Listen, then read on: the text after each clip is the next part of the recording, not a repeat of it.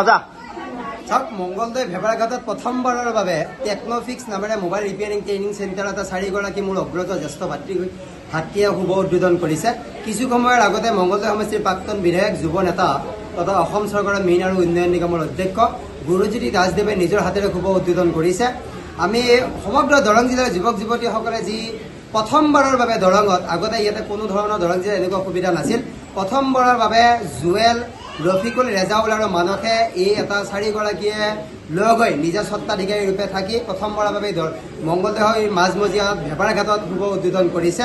মই ভাবোঁ যে দৰং জিলাৰ যিসকল যুৱক যুৱতীয়ে মোবাইল ৰিপেয়াৰিঙৰ সৈতে নিজৰ জীৱিকা সমল হিচাপে বাছি ল'ব বিচাৰিছে তেওঁলোকে এই অনুষ্ঠানখনলৈ আহক।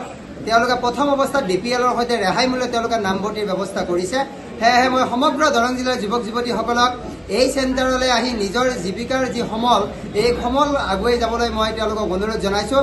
আৰু তোমালোকে যি যোগাযোগ আছে এই যোগাযোগত তোমালোকে আহা আৰু ভেবাৰঘাটৰ নিচেই ওচৰত আমাৰ মংগলদৈ উন্নয়ন প্ৰাধিকৰণৰ যি চেয়াৰমেন প্ৰতাপ বৰদলৈ ঘৰৰ কাষতে শংকৰদেৱ নেত্ৰালয়ৰ ওপৰত তেওঁলোকে এই বিল্ডিংটো স্থাপন কৰিছে।